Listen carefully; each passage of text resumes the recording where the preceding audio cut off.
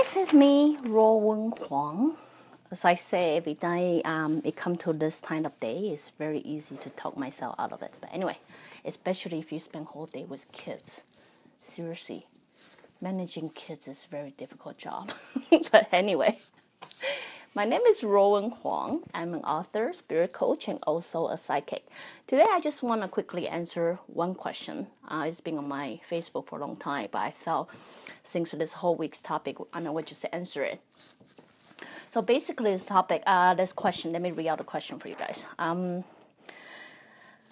The reader was basically saying every time I see such an event, such as, like kids got murdered or good people got murdered or they die from, accidents, I always have a lot of questions toward God or, higher spirits. Our parents always teach us, as long as we treat people nice, we will get good karma in return, and we have to always be kind to people. But why does bad people always harming the good people and then never get punishment? The God let every kids born to this world, and why can they let them grow old and then fully live their life? Wow, it's a heavy topic, but anyway, I try to answer this question in different, different aspect of it. Basically,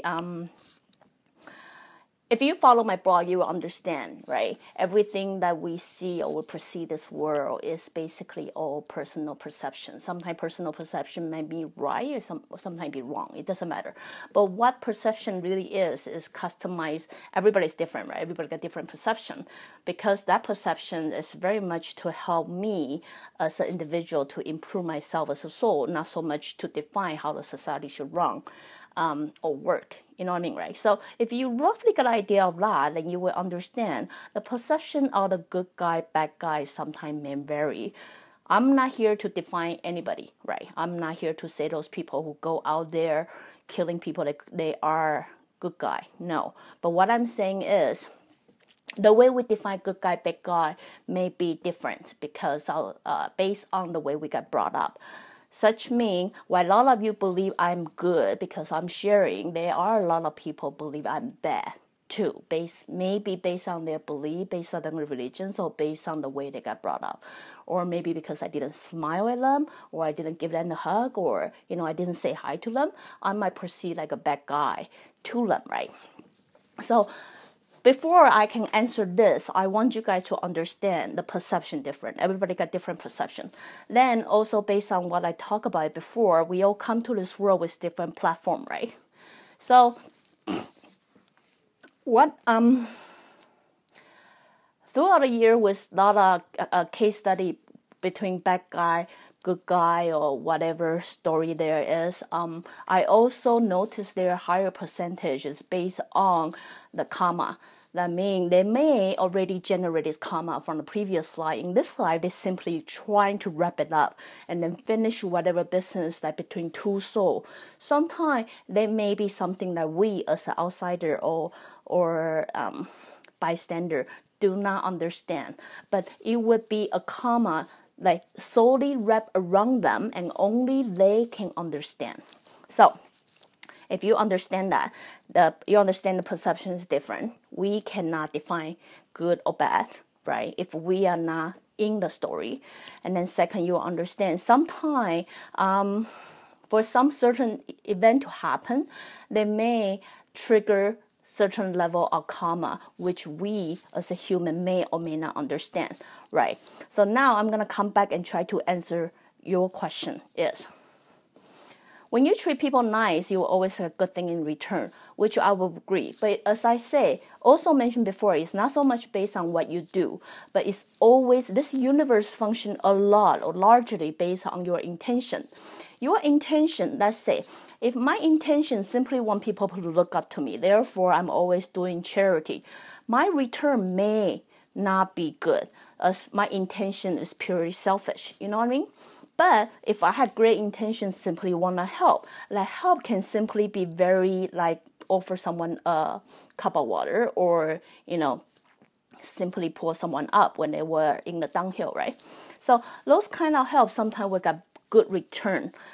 at the end. So what I do when I say based on universal law, what goes wrong comes wrong. I mean, if you have great intention, you will always get good energy back. That is certain. So that will also apply to if you have bad intention, you will also get bad energy back. But then you have to understand, none of us can play God. That means none of us can judge. You know what I mean? Like the punishment to so-called good guy or bad guy, it really doesn't depend on us. But I can here guarantee you, like which I spend a lot of episodes trying to explain it to you, before we actually go touch that white light, there's this gray area that we actually walk through, which a lot of people give it different language, or you call hell. Some of them will even call hell. As bad people, let's say that we have intention to hurt someone's well-being or even jeopardize their life and things like that. By the time they pass through that gray area, very likely they will become their own victim if whatever they did not fall into the karma. You know, like from whatever they generate from the last life or previous life. So because this system is so there, right? So whether they get punished or not, as they were human, that really does not matter. Because sometimes people actually learn while they're still living. Not so much, you know, as now I understand in Taiwan there's a lot of voice about, you know, you got to give this guy death penalty or you had to give him some kind of punishment. What I want to tell you here is they will always get their punishment. But however how they going to get punishment doesn't depend upon us. Their soul know the best, and then they will always get it. But what we really need to have is having faith. Having faith, believing system is there. Whether we human are able to execute it or not. When we evolve to the soul level, the system is there. They will get their punishment. Okay, now I'm going to answer why some kids cannot just born to this life and then live their whole life and then be peaceful and, you know, fully live their life. Well, that applies in so many areas too. As I feel like I have to wrap everything up because everybody got different tasks. Everybody got different, you know, purpose of life or test of life, or, you know, they have different goal, right?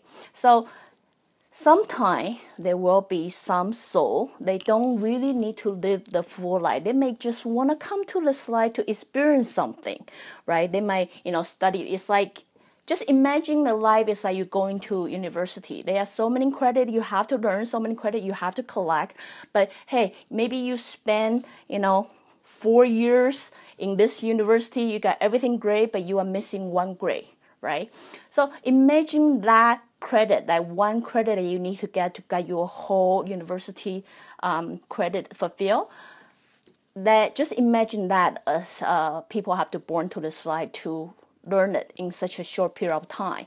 So they may not need to live a full life, but they need to be born in such a short term to experience something or fulfill some purpose, or, you know, as I say, previous episode, they might also act as a reminder, as, you know, bring people up and understand what's important for life, right? So whatever their purpose, we cannot decide, but they may be explaining why some of them cannot come to this world and just live a full term, right? Because as I say, every soul is very individual.